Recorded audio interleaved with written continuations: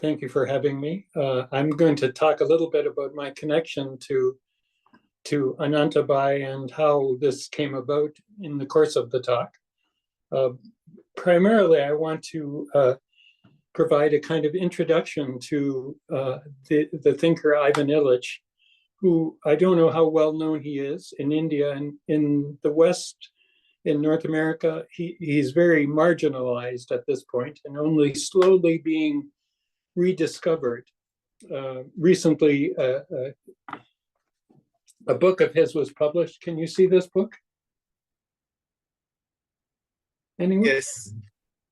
By David Cayley, who spent a lot of time interviewing him and has published a large volume about Illich's life and teaching.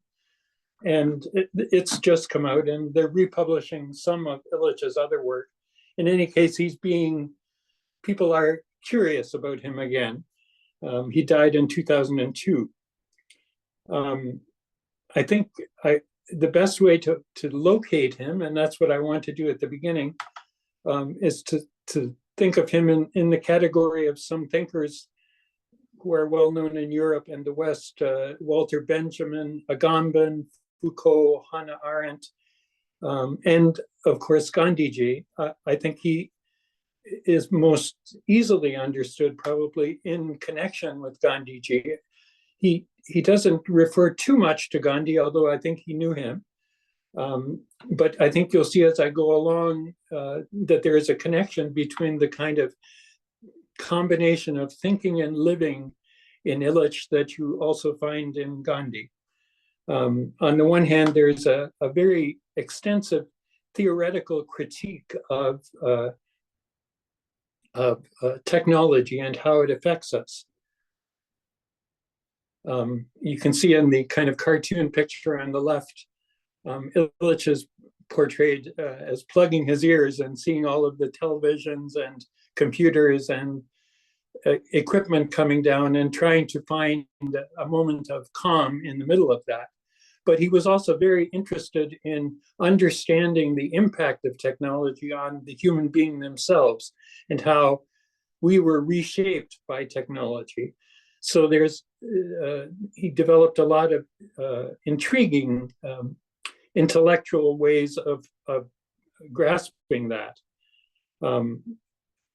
At the same time, he was very much concerned with how he as a being could free himself from being wired into the system, how he could stand apart and see on his own. And I'm calling that an ascesis. It's an old Latin term for, or actually a Greek term for discipline, self-discipline and practice. So his ascesis, his personal sense of liberating himself, is also very similar to Gandhi. Like Gandhi, he was very concerned with thinking, but it was not thinking for its own sake. It was thinking how he could live, thinking in a way that would lead him to a fuller life and a more useful life. So I want to present his critique of technology and systems, and it develops over the course of time. You could call that almost a political ecology. Illich was very concerned with changing the society around himself in the same way that Gandhi was. And to a certain degree, he was political, but in a kind of indirect way, in the same way that Gandhiji was politically involved, it seems to me. But in any case, these two aspects, this critique of technology and his personal practices, his thesis, are very related.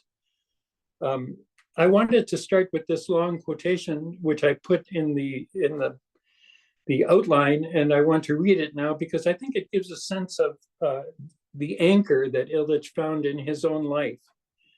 This is from a talk he gave back in the 80s, and he's talking about how important it is to listen to the other. And he puts it in the context of the New Testament. He was, I'll tell you a bit about his life in a minute. He was a Christian, very much. He was a Catholic priest. so he was very concerned with the model that Jesus had given us. And he's trying to say here that obedience in the biblical sense doesn't mean obedience in the way we teach our dogs or our animals to be obedient to us. And that is, it's not a way of putting ourselves below the other, but it's a way of respecting the other. So in the highlighted part there in the middle of the text, he says, when I listen unconditionally, respectfully, courageously, with the readiness to take in the other as a radical surprise, I do something else other than submit. I bow, I bend over toward the total otherness of someone. But I renounce searching for bridges between the other and me, recognizing that a gulf separates us. Leaning into this chasm makes me aware of the depth of my loneliness and able to bear it in the light of the substantial likeness between the other and myself.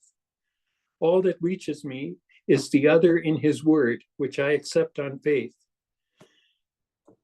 What I want to stress here is his sense that the other is not, the other really has to be encountered physically and concretely.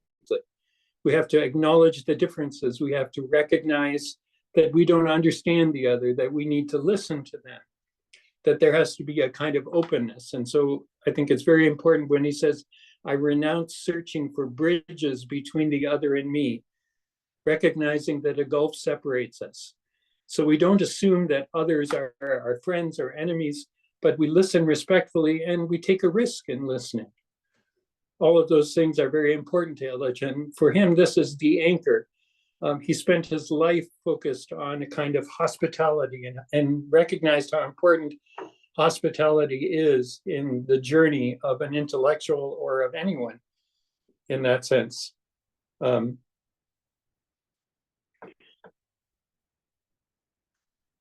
So I want to tell you a little bit about me and my encounter with India, or several encounters with India. Like Illich, I had studied theology and taught at a Catholic university for a while.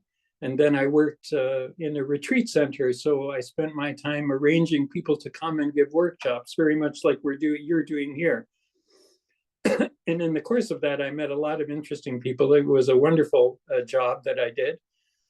And when the time came for that to be over, I met one day the smiling woman that you see in the bottom left-hand corner of the screen. Her name was Sky, and she was an adventurous. She had gone to India several times and met the man that you see up in the upper right corner, Rajagopalji, who I'm sitting with at the table. So she encouraged me, and it came as a complete surprise to me. I'd never thought of traveling to India. I never thought of Gandhi or anything like that. But through Sky and through the encounter and her encouragement, I went to India. And Rajagopal and Jill, his partner, worked for an organization called Ekta Parishad, which works with Adivasis in a very Gandhian way. He spent his whole life listening and organizing, and you can see in the bottom middle picture, we were on a satyagraha, a march there with indigenous people, the tribal people. And it was an adventure. I went on several marches. Above that picture, you see me at a farm in Kutni, sitting with a man named Nirbai and talking to solo villagers on the farm. So there are two aspects of with political organizing and also with grassroots sustenance and subsistence farming and helping people in that way. So I spent a lot of time with Rajagopal, and I traveled through India and ended up in Madurai because they have a training center near Madurai. And there at the training center, I went for some time.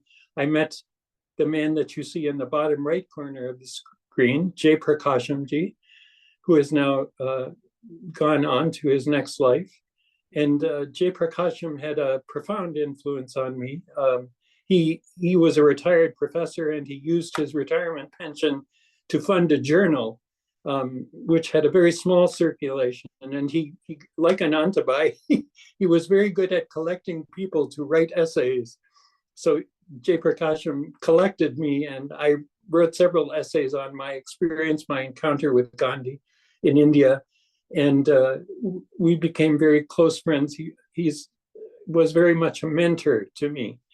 And one afternoon he said, "Oh, there's someone coming from Chennai who you should meet." And there was Anantabai, and that's how we met.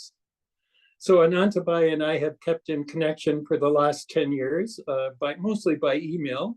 I think we only met that one afternoon, as far as I recall.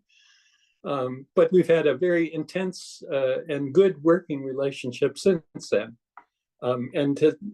I've been able to publish several articles and volumes that Ananta has edited, and I'm very grateful for that. In any case, I just wanted to give you a little sense of what Illich meant by surprise, and how that can change your life journey, and how that leads you into different intellectual alleyways than you may have gone in before. If I turn now to tell you a little bit about Illich's life, he was born in Vienna in the 1920s. His mother was Jewish and his father was Italian, and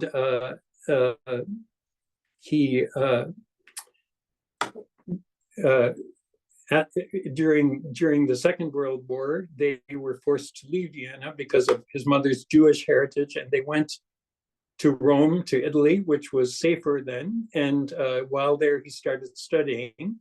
He was very attracted to history. But at a certain point, he decided he was interested in theology, and he entered the Roman Catholic seminary and went on to become a priest. Excuse me.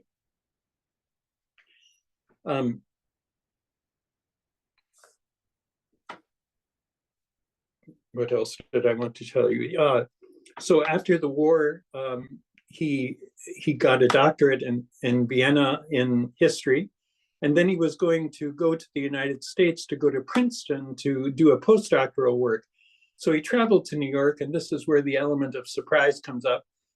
And on his way to Princeton, he stopped in New York, and the African-American maid in the hotel where he was staying was telling him about how much tension there was in New York City in those days, because Puerto Ricans from the island of Puerto Rico, the colony that the Americans had colonized, were moving to New York City.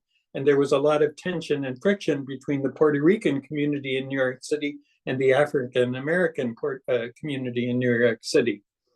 So Illich forgot about going to Princeton, forgot about doing postdoctoral work, and decided to work in a parish, a Puerto Rican parish in the inner city of New York. And that's what he did. You can see the picture of him in the newspaper there in the upper left corner. He worked there for quite a time. He was befriended by a very powerful cardinal in the church, Cardinal Spellman, who asked him if he would go to Puerto Rico. And so he went. He was about 30 at this point, and they made him a Monsignor, which is a higher ranking in the church. And he went to Puerto Rico and worked there. As he worked among the Puerto Ricans, he became more and more socially radical. And that disturbed some of the local bishops in the church. And so he came back to the US, and Cardinal Spellman, his mentor and protector, had passed away. So Illich left and went to Mexico. He traveled throughout South America. He sort of left everything behind and started a center for study in Cuernavaca in northern Mexico. And he attracted many people. This was in the 60s, or in the 70s, I mean. So there was a lot of upheaval and social change happening in North America. The Vietnam War was going on, and movement for civil rights was happening, and people were going to South America for the first time. But there was also a lot of imperialism and colonialism being practiced, and Illich tried to balance his position between those two realities. He worked there for several years, I think almost 10 years, teaching, and at a certain point, he suspended his priesthood. He stopped acting as a priest. This was during the Second Vatican Council. He was trying to encourage the leaders of the Roman Catholic Church to say something clear about nuclear weapons, and they refused to because they were afraid of angering the United States. And so Illich decided he would not leave the church, but he would no longer act as a priest. And so he closed the center in Cuernavaca, and he began to write and study more intensively. And you'll see on the bottom, his early writings were very much socially focused. He wrote a book called Deschooling Society, which had a very big impact in the 1970s. It really argued that we've been trained to accept professional advice and to look down our noses at what we learn on our own. This is a quotation from that book that I'd like to read to you because it gives a good explanation for what he was feeling at that time. And on the opposite side is a picture of Illich as a 5-year-old on a donkey on the island where his father lived. So you can see the contrast there. So Illich says, a child on the streets of New York never touches anything which has not been scientifically developed, engineered, planned, and sold to someone. Even the trees are there because the Parks Department decided to put them there. The jokes the child hears on television have been programmed at a high cost. The garbage, the refuse with which he plays in the streets of Harlem is made of broken packages planned for somebody else. Even desires and fears are institutionally shaped. Power and violence are organized and managed, the gangs versus the police. Learning itself is defined as the consumption of subject matter, which is the result of researched, planned, and promoted programs. And that really was the core argument of the book, Deschooling Society. That learning had come under management and professionalization, and people had forgotten the embodied, concrete character of how we learn things. The child of the city cannot expect anything which lies outside the possible development of institutional process. He takes for granted the power of process to create value. When the goal is meeting a mate, integrating a neighborhood, or acquiring reading skills, it will be defined in such a way that its achievement can be engineered. If the moon vehicle can be designed, so can the demand to go to the moon. So you hear a bit there the background critique that Illich is developing. Not only is our outward life organized and managed and controlled, but our way of looking at the world is also shaped institutionally and managed. And that became a more important point for him to focus on as he went along, how we have become, in our views of the world, entangled in modernity. By modernity here, I mean simply the modern industrial Western world created by the Enlightenment, which I know, I won't say what's happening in India, but I know that was partly what Gandhi was struggling against in his time, and it's probably still an issue there.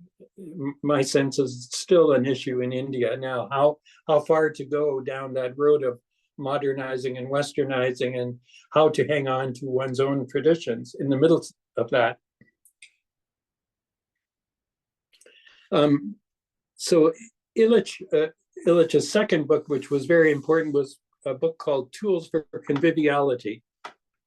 And his idea of tools, this idea of tools and technology became an important way for him to analyze the impact of technology upon us. There are a couple of passages here from the book that I'll read to give you a sense of his flavor, the flavor of his thinking. There are two ranges in the growth of tools: the range within which machines are used to extend human capability, and the range in which they are used to contract, eliminate, or replace human functions. In the first, as an individual can exercise authority on their own behalf. So using a hammer or a bicycle, I'm the one who makes the decision how it will be used, and therefore assume responsibility over how it's used. In the second, the machine takes over, first reducing the range of choice. Well, let's say a car. The car gives me a certain amount of liberation and ability to move fast and go where I want to go, but it also brings with it a lot of complications: fossil fuels and their impact on the environment, traffic and congestion and highways, and how our money is being spent to make a life that works better for cars than for human beings. That's very much happening in North America. I suspect a little bit of that is also happening in India now. So in that second sense of tool, the human being becomes a bit of is disempowered. If within the near future, humans cannot set limits to the interference of their tools with the environment and practice effective birth control, the next generations will experience the gruesome apocalypse predicted by many ecologists. And we are already beginning to see that in the changes of climate. The crisis I have described confronts people with a choice between convivial tools. So he developed this idea of conviviality, tools that we use to enhance and enrich our life, and being crushed by machines. The only response to this crisis is a full recognition of its depth. So we have to see it very clearly, what's happening to us, and an acceptance of inevitable self-limitations. So, you remember the moment when Gandhi took off his Western suit and put on the traditional dhoti. That's very much what's happening here with Illich. He's talking about self-limitations, about I'm not going to do that anymore. I'm not going to live in this way. I'm not going to participate in the colonial structures. I'm going to stand apart from them and practice self-limitation. And that very standing apart also had a political impact.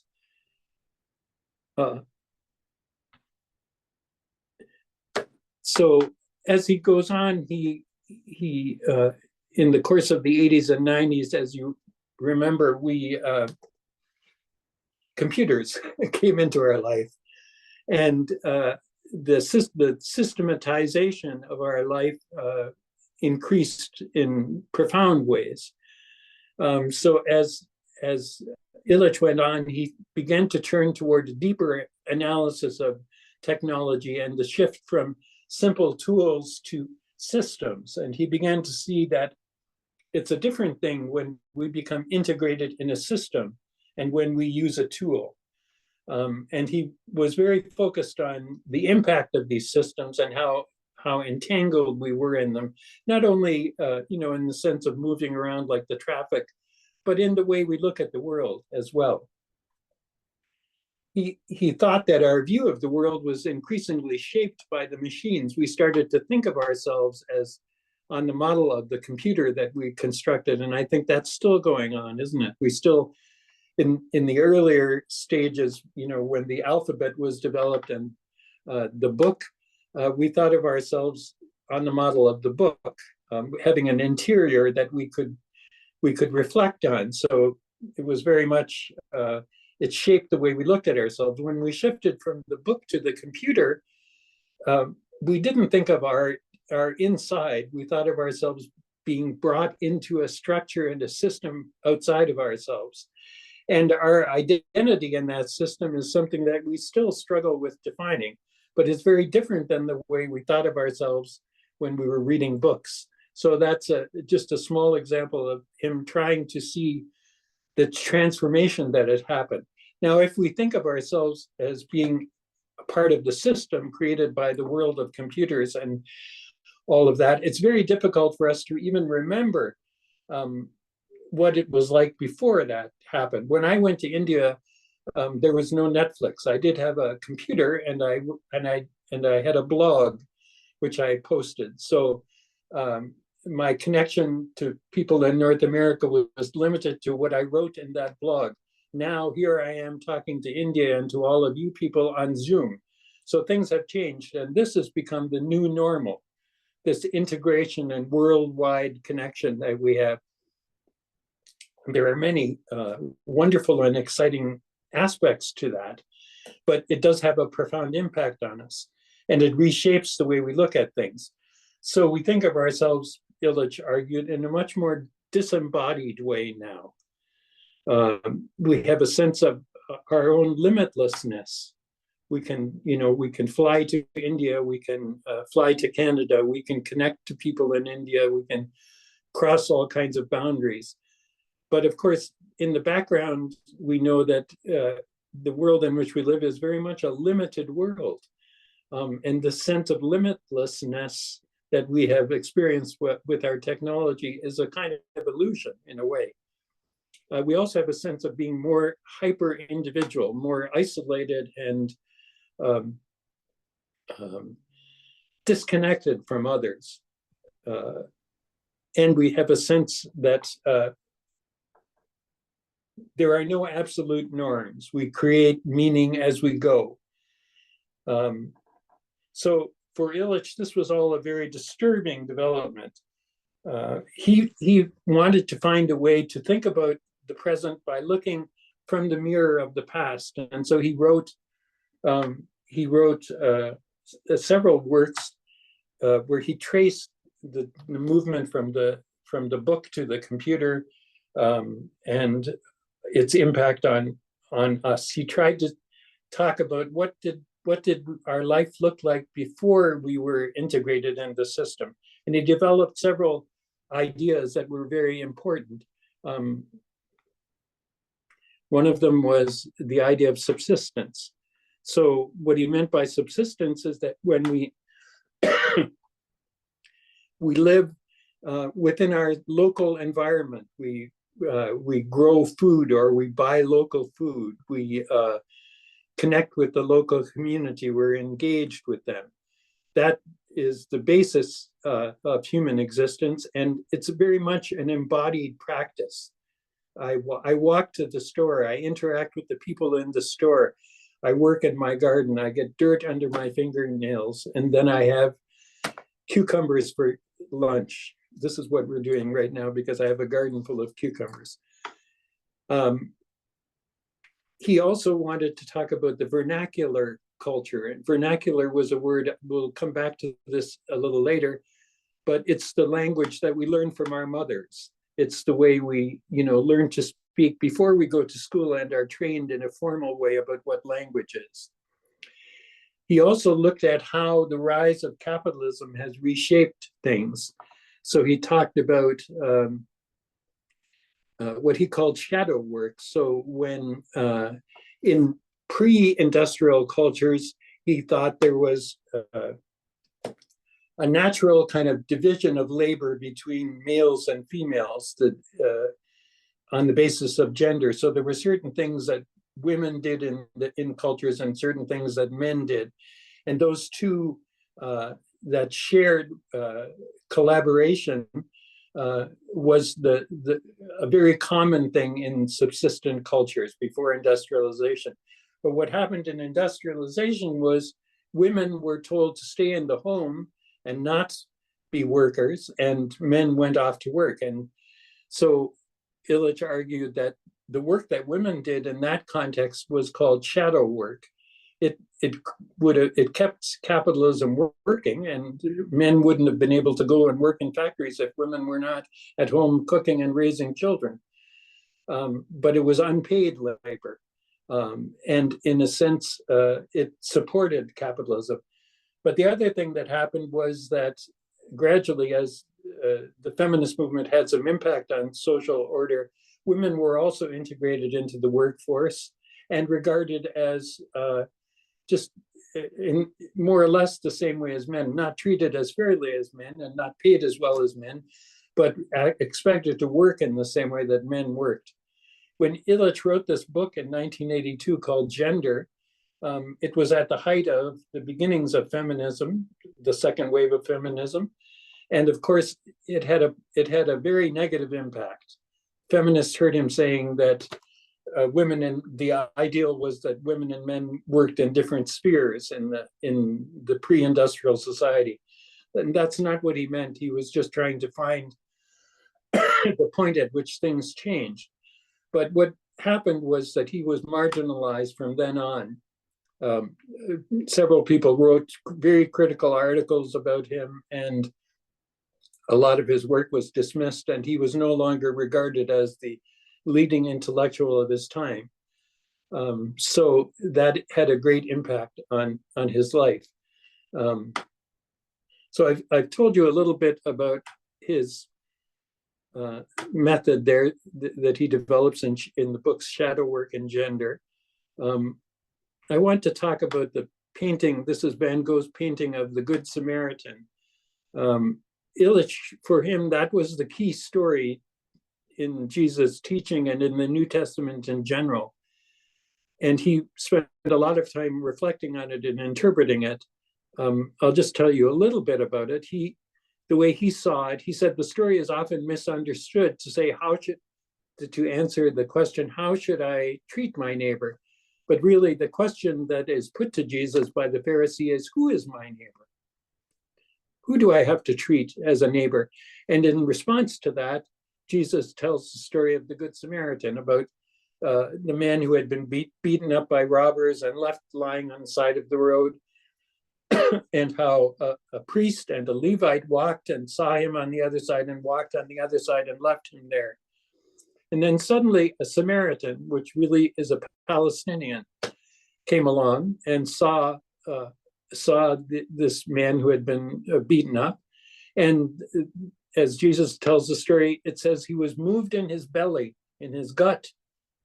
So he was moved in a very physical way and viscerally. It doesn't explain why he was moved, but he was moved. And so he went and helped the man and, went out of his way to take care of him. What Illich thought was important there was that what moves us is to recognize that what moves us is our embodied encounter with other human beings.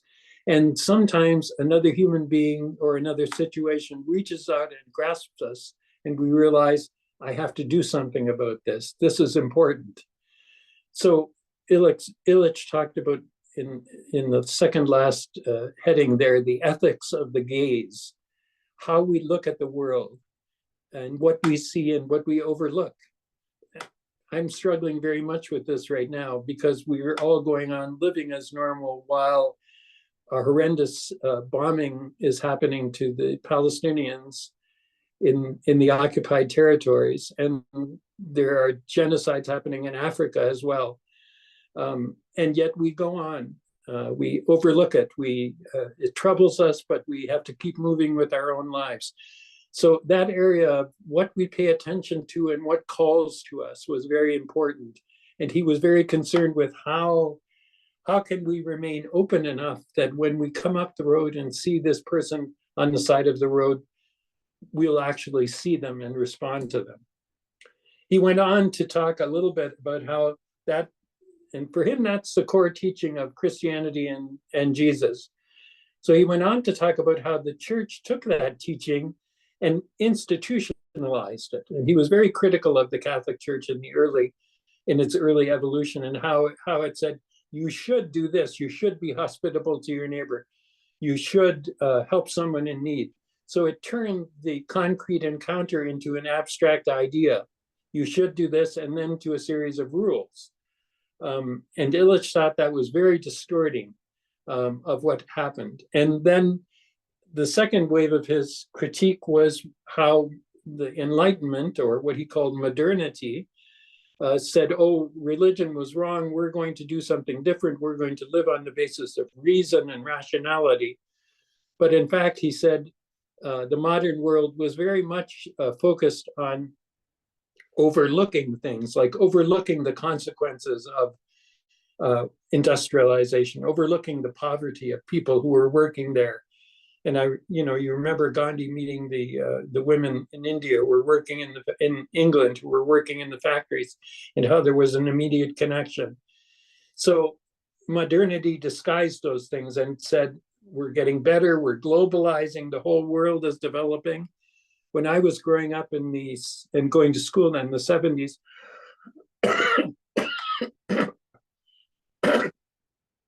excuse me, we talked about development. Development was the golden word. And we talked about countries like India as underdeveloped. So if you waited, the idea was if you waited, you could develop and become just like us. It was a very horrible way of looking at the rest of the world. And it's still there in a lot of senses. And from the other side, I think people in India were very attracted to some of the glamour of the Western speed and way of working and looking at things. So he thought there was a kind of religious undertone to the way the modern world treated things, a way that some things were taboo and weren't talked about, and other things were prettified and given great names. So globalization, for example, which we still talk about, but is kind of passé now. Development and globalization, we dignified these things as if they were the solution to everything. And of course, they haven't been the solution to anything. So his critique of modernity was very rich, I think. To come back to the idea of how do you resist this? And I know Gandhi struggled with this all his life, and in the post-Gandhian world, we're all still struggling, I think, with how to hold our values in this kind of cultural world. This is from David Cayley's book that I mentioned at the beginning. The world is now a human-made thing charged by design with intentional symbolic load. So everything we touch has been sold or advertised or charged with symbolic meaning. It follows that the very possibility of conversion, the acquisition of habits that foster contemplation, depend on our ability to see through the symbolic halo that makes technological objects subtly irresistible so that we become addicted to them. I know I'm struggling right now with scrolling on my phone on apps like Instagram or TikTok, and how mindless that is. There's a kind of feel-good aspect to it, but there's a very profound addiction that's involved there. And I think of the people younger than I who are shaped by that, what they see on TikTok and Instagram and Facebook. Whether he was dealing with cars or computers, texts or toilets, the philosophy of technology was always his field, and he practiced that, he said, as an essential element of ascesis, and specifically for Christian ascesis. So what he was, his way of resisting was very much, it seems to me, that Gandhian practice of finding a still point in the middle of all of that, of not participating. Is there, I guess I want to bring us now in conclusion to the question that we all have to face, and that is, what do we do about this? How do we react? Is there a political way of addressing these issues? Do we keep building? Do we keep constructing? Or is it important to deconstruct, to start taking apart? The myth of the Tower of Babel, which is pictured there by Bruegel, is very much an issue for us. It's not whether God will destroy the tower that we built, but whether we will know how to survive in that, and how we can take it apart, what we cannot participate in. So I come back to the word vernacular, which Illich used, and he used it to mean a rootedness or a way of living. vernaculum is a Latin word used for what is homebred, homespun, homegrown, homemade, as opposed to what is obtained in formal exchange, so obtained in the market. So whether I make chapatis or whether I buy chapatis is kind of what he's saying. The child of one's slave, of one's wife, the donkey born of one's own beast were vernacular beings, as was the staple that came in from the garden or the commons. And I guess I want to ask you, or to ask for some thought about how we would be able to keep the vernacular alive. I know I do it, for example, by gardening and putting a lot of attention to growing my own food. I can't grow all my own food, but I can grow some, and I can keep recognizing the value of that food as opposed to the commercially produced food. I want to end now with this little quotation from Gandhi. You know, at the end of his life, he went to West Bengal to try to stop the violence between the Hindus and the Muslims that had broken out there, and which I think broke his heart in the end. And he wanted to ask a variation of that question, who is my neighbor? Even if you want to fight, against whom will you fight? Against your own brothers? I request those who have weapons to surrender them. Weapons will not save anyone. God alone is the savior of all, so seek his protection. It seems to me that's a very profound question for all of us to address now. Who is our neighbor? Who is our enemy? And why are we polarized in the way we are by nation states and by the economy, and how do we resist it? So I think I'll stop there. I've been talking for a long time, and invite any comments or questions. I just have to figure out how to turn off the slideshow.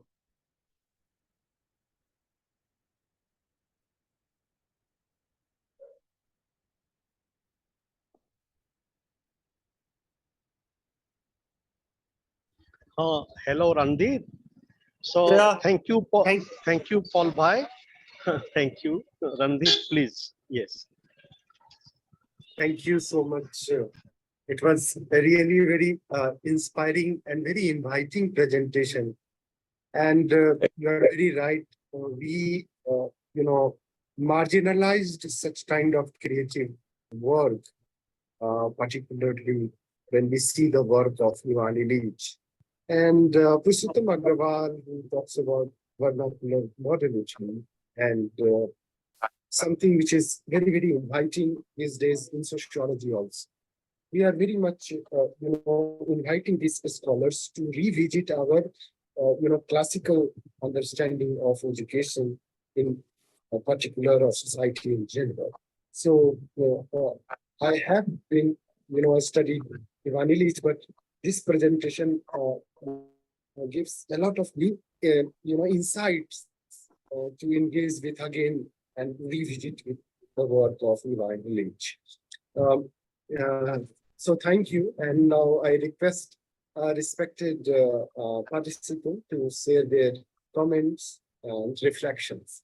We are joined by Professor Arun Kumar Sharma, sir, who is a kind of a reference personality for all of us who engage with the journey of sociology. So, sir, I request you to share some of your reflections and insights. Thank you, Anand. Actually, no profound question. I was just wondering when Professor Paul was talking about neighbor and non-violence of Gandhi, that if I imagine, because what I see on TV these days, like violence against minorities. So how do I imagine that surrender to God by minorities of Bangladesh will help them more and protect them more in the midst of those who are who are given to the idea of Islamic world and who will not tolerate anyone other than Muslim. You're asking how does surrender to God help in that context? Yes, yes. Yes. Uh, I don't think, well, that's a really good question, first off. I don't think Illich was saying we should just surrender to God, and I don't think Gandhi was saying that either. I think he was asking us to open our eyes and see who is our enemy and who is our neighbor. That's really what, when he was talking about brothers, he was saying you've lived here together, even though your religions are different. You've lived here together and worked together for generations. How can you see the other as an enemy and not as a brother or sister? So relying on God allows us to see, and what he means by that, I think, is seeing clearly and not being, think of the way those ideas are manipulated, how we are all taught to think, the Islamic jihad and, people who are Muslim are connected with violence inherently or whatever. That those kinds of things are constantly pushed on us as a way of looking at the world. And so we have to liberate ourselves from that propaganda, I guess. I think that's what he meant there. Thank you for that question, though.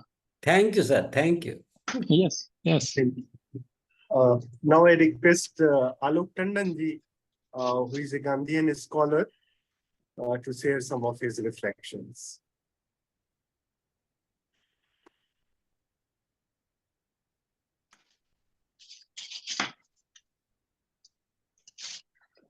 As Alok Tandonji is taking some time, I request Dr. Gyan to share some of his reflections. Thank you. Yes. Thank you very much. It was very interesting. I would have perhaps a question rather than an observation. That is whether you could say something further about the question of the corruption of the best, which is worse, if I am not mistaken. That is, this point was very interesting. Also, in my opinion, if I have correctly understood in the connection with the parable of the Samaritan, and Yes. but I was reflecting, but yeah, I would ask whether you can add something more about these very important, very interesting reflections of Illich, Yes. because they are new for me, and I am really impressed by this point. Yes. Thank you. Yes, I'm happy to, because I skipped over that a little too briefly. Illich didn't write critically about the church during his life, he was hesitant to do that. One of the things the reason that came out was that this Canadian broadcaster, David Cayley, who interviewed him many times, asked him and pushed him to talk about that idea of the corruption of the church. And what that phrase means is the corruption of the best becomes the worst. So the best for Illich is the Samaritan, is the story of that, and what a vital story that is. The worst is when that moment of embodied encounter and surprise and joyful action is institutionalized and formalized and turned into a doctrine.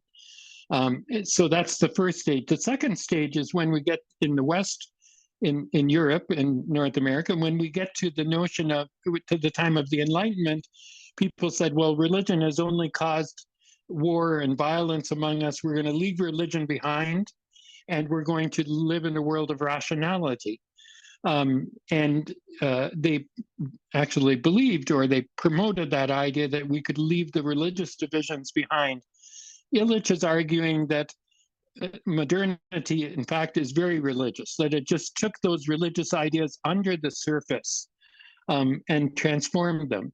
So the sense that human beings have a limitlessness, have an ability to do things, that really originally comes from the gospel teaching of the Samaritan. You're walking down the road, nothing is going to prevent you from helping this man, right? You're a free agent. But in Western modernity, they took that freedom out of the context of the story and made it limitless. So human beings can do anything, right? We can even make images of ourselves in computers. We can send rockets to the moon. There's no boundaries. There's no order that we need to respect. So for Illich, that modernity is a corruption of the original teaching. And it's important to recognize that it's connected to that original freedom that Jesus is trying to promote, the freedom of the Samaritan. Does that make a little sense? Yes, yes, of course. Yes, yes, of course. It is very interesting. It is a really impressive point. Impressive point. So I recommend this book by David Cayley if you're interested in pursuing that further. He spends a lot of time talking about that issue and detailing it, and it's a very well written book. I'm trying to remember who was the man who helped Gandhi. I knew his name, but as you get older, you forget names so quickly. The one who walked around India after Gandhiji had died. Anyway, Keeley is a little bit like Illich was his mentor, and he is promoting his work and trying to keep his spirit alive. Thank you for the question. Thank you very much. Thank Yes, I'm going to share one article which I saw in American Affairs by Geoff Eskelberger, The Corruption of the Best on Ivan Illich, where there is a beautiful interview between Ivan Illich and David Kelly about it. And David Kelly, in his new biography, actually, he talked about this in a very detailed manner. So I request Rowan Moses to share some of his reflection, and then I will again reach to try to contact all of them. Yes, Rowan. Yeah, thank you, Randhir. Thank you for your presentation. I've heard of Illich a few years ago, but I didn't have the opportunity to read any of his works. But then, looking at your presentation, he reminds me a bit of because I come from a media studies background as well. He reminds me a bit of Marshall McLuhan. Even McLuhan, he living in Canada, he was living, I think he encountered the Mennonites, the Amish of Canada, and he saw how they were possibly away from this technological capitalism, this world of techno-capitalism, and they lived their own life. So I think that he saw a way to kind of step away from technology. He was searching for how do I turn the switch off? That's his question when it came to technology. And I was also thinking about during your presentation about Peter Kropotkin, famous Russian anarchist, who spoke about meaningful work. So the problem is that most of the work that we have in today's globalized in a world dominated with capitalism is that we work for capital, we work for big corporations to become bigger and bigger until they see us as disposable commodities. In the end, what we study so that we work for them. And they, on the other hand, they are working on technologies that are ready to replace us anytime. So we work all our life to be disposable, not subjects, but objects in this world today. And more and more with AI coming up, so many people are going to lose their jobs that they struggled all their lives to work for. So these are actually serious, challenging problems that I think that we're going to face in the next 5 to 10 years. And so Kropotkin talks about the conquest of bread, where he says that we must work towards making sure that everybody is fed, clothed, and kept safe. So we work for each other. We work for the well-being of each other, and the work that comes out of that struggle is actual authentic work. So these are a few reflections I had after listening. Thank you so much. Thank you very much. Those are really good observations. I should have mentioned McLuhan. You're right. He was doing the same kind of critique Gandhi was doing, and the connection with the Amish, I think, is also important. I don't know if Illich ever ran into Amish people, but that model of withdrawing from society and not participating was very important to him. As you were talking, I was thinking about how we are lulled into these new things. So, for example, at the big grocery stores here in North America now, they have lanes where you do your own checkout. I don't know if they've got this in India too. Yes.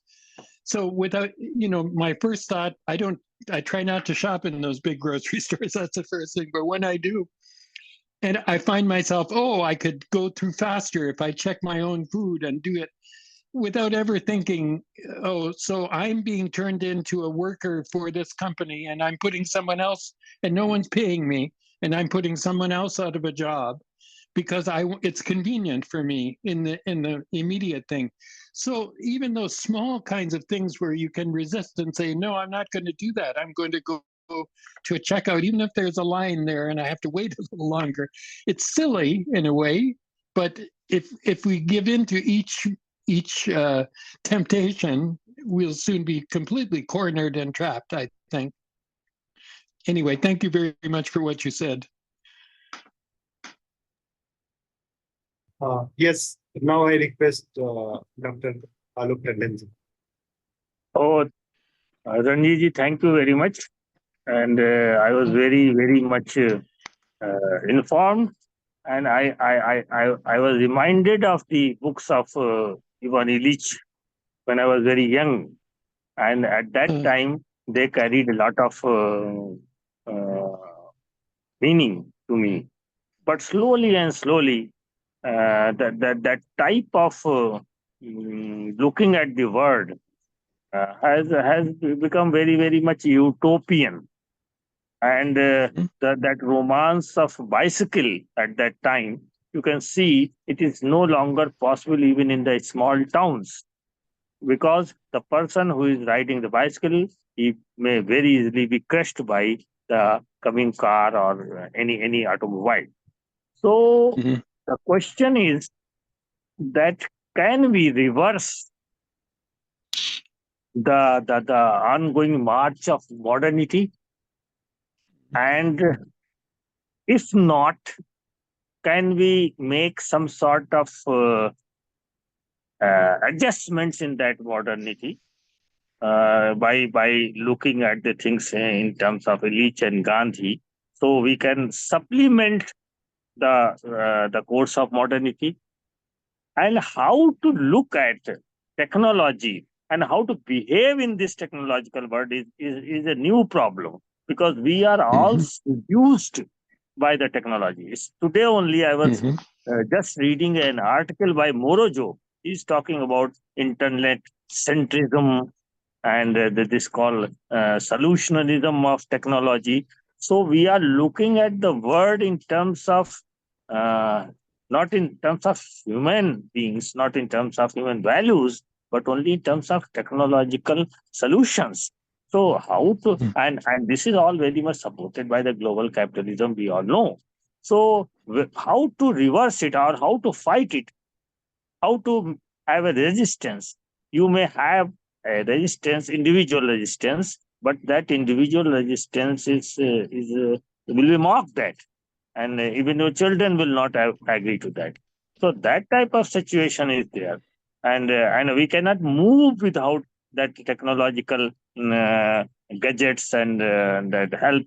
That is, so there is one positive side of technology, but how to deal with technology? I think this is the question of 21st century, and Ivan Illich tried to address it, but I think his answers were dated. They were of the last century. Now we are facing a bigger hazard before us. Thank you. Thank you. I think that's a really good observation. And there is a large extent to which Illich's work and response is romantic. You're right. I agree with that. I was listening to a program on Al Jazeera yesterday where they were talking about how the internet, and especially the use of pornography on the internet, has affected the younger people, the Gen Zs. And the interviewer interviewed the women, and the women asked them, who would you rather be lost in the woods with, a bear or a man? And all of them said a bear.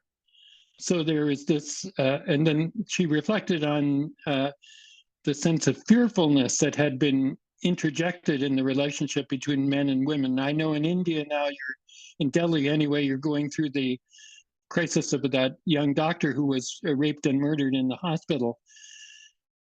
I think pornography is a really important aspect of this struggle that and it also shows us how we are affected by it and how we're impacted. It's changing the way men and women relate to each other. It's changing the way men think of themselves and the way women think of themselves. I don't have the answer to this, but I think it's crucial that we keep holding on to this question. How do we resist? How do we find our way through this technological jungle in which we've been enmeshed? Thank you very much for your question, though. I wish I had a better answer. Thank you. Thank you. We are all in the same boat. Thank you. Now I request Miniti ji to share some of his reflection, and then I will ask and let the request Ramesh. Thank you.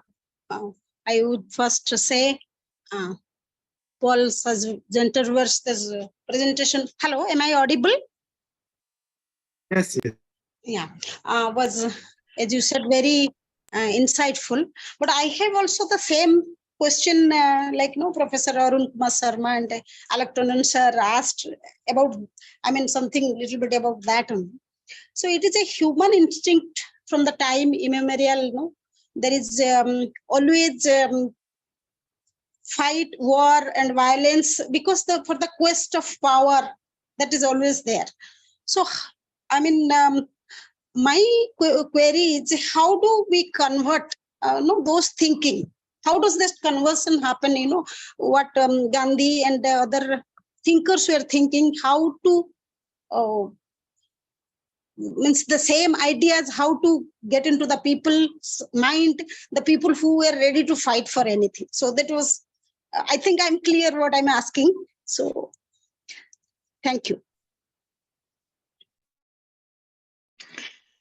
Again, I don't have a good answer for you. I appreciate the question, and it's a very burning question. How do we move beyond the little circle of academics who might understand and oversee some of the impacts of technology? I think it's becoming more and more clear that we can't avoid these problems, right? We can't avoid our overreach, our sense of we can do whatever we want. And more people are seeing the destructive side of that way of living and of the economy that we're embedded in. I don't know how this will resolve itself, or how we can promote how we can promote an alternative other than our own practice. And really, what I find in Illich, and this may be the core of his romanticism, is, and Gandhi's too, the only thing we have to work with is ourselves. The idea that I can change other people's minds and opinions by my teaching or my writing or anything is a bit of a fantasy. All I have to work with is who I am and how I live. And that's where I need to focus my work in living in as an example of an alternative or promoting an alternative, even if it's in a small and partial way. I think that might be important. Gardening, buying food from the local store rather than the big supermarket. Walking instead of driving. I know it's more dangerous, and even bicycling. We bicycle around Halifax, and I worry every time we do because the cars are going so fast and the city is really set up for cars. So it's a dangerous thing that we're called to do, I think. Anyway, thank you, Pastor. Thank you. Now, I request Dr. Sharmaji to say some of her thought.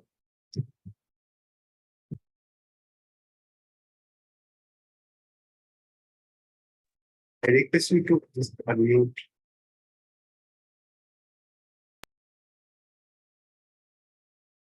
Very good evening to everyone. Am I audible now?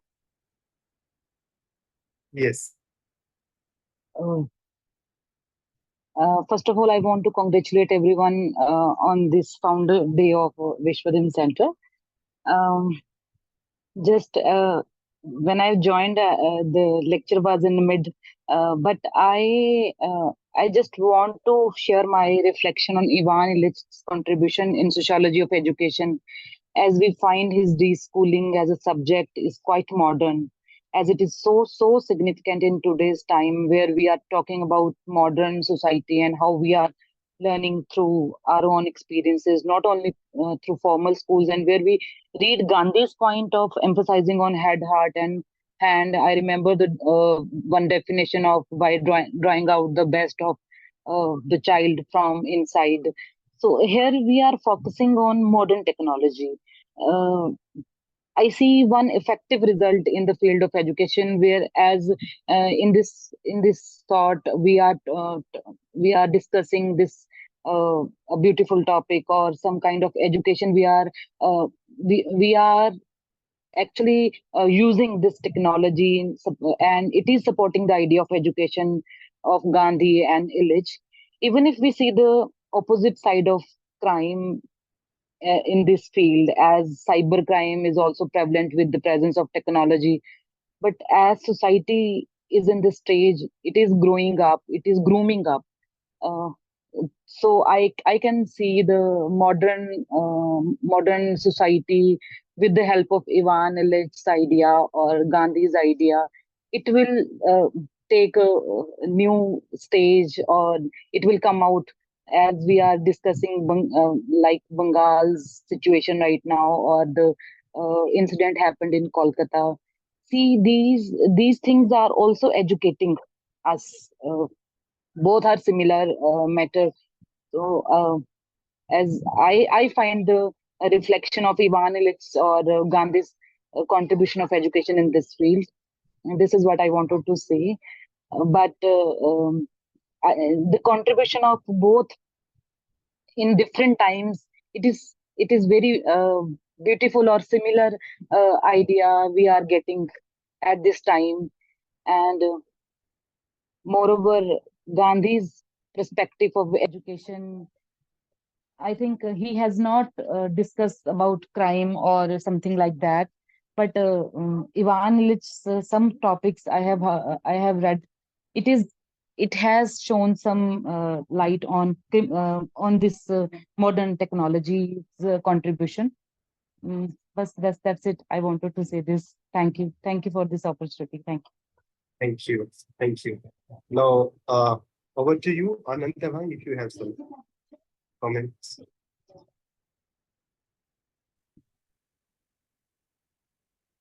Randhir, I think you can invite one or two. Savitri Sinde is there, and another one or two person are there. Yes, Savitri Devi. Yes. I just finished her. Yes, I request Savitri Devi to say some of it. So, may I request Paul Bhai to say his. So there was a kind of an ashram-like situation. So these are some queries, please, and thank you, Paul Bhai. Thank you, Ananta. I was only able to hear your reflection on Martin Luther King. I didn't hear the other ones, but because you were breaking up. Actually, he's just asking about the psychological dimension of the work of Ivan Illich. And do you see any impact of Martin Luther's movement on work of Ivan Illich? And again, there is a question of sickness in society. How do you see, this problem? So what I was also pointing very briefly, thank you, Randy, that the link between Ivan Illich and Erich Fromm, both of them also drew on a humanistic tradition of Marx, and Erich Fromm translated kind of the philosophical and economic manuscripts, and so, and then therefore building on the psychological dimension of Ivan Illich's work. And the second query is about Ivan Illich and Martin Luther King Jr. and the civil rights movement and the transformation of theology. And that way, the relationship between Paul Tillich and Ivan Illich. Also, if you can. Thank you. I'm not sure I can say too much about Erich Fromm or Paul Tillich. Obviously, they're working on in the same general area. I think the movement of Martin Luther King did have quite an impact on Illich's work and his thinking. He lived in the U.S. for a long time at the University of Pennsylvania and was very in touch with what was happening in American culture at that point. And it was a time of great upheaval. I think as he got older and was more marginalized, he withdrew from the usual academic interactions and worked quietly with a few friends. He worked in Germany for some time with a woman scholar named Barbara Duden. And that's where he died in the end in Germany. There's something sad and poignant about the way he died in kind of isolation or with only a few friends. And maybe that's a consequence of this way of life that he's recommending. I think there was to a certain degree, Gandhi was marginalized as he got toward the end of his life after independence, and I think that had a negative impact on him. Anyway, I just want to say I only skimmed the surface of Illich. There's so much more that could be discovered. I encourage you all to look further if you can. I think I just wanted to highlight the questions which I'm struggling with in my own life here in North America are very resonant with the ones that Illich raised, and figuring out how to walk with integrity in the middle of all of this technological reality is very complex. I mean, what we're doing on Zoom here is a miracle compared to what we could do 10 years ago. Right? We can have a intense sharing conversation between Halifax, Canada, and India, and God knows where else. But we don't have the physical contact. We don't have the sense of interacting in each other's lives. So there are things missing. I think whenever we see the enticement of the technology, we have to ask the question, okay, but what has been left out? What has been pushed aside in order for us to have this? And what are the impacts of having this?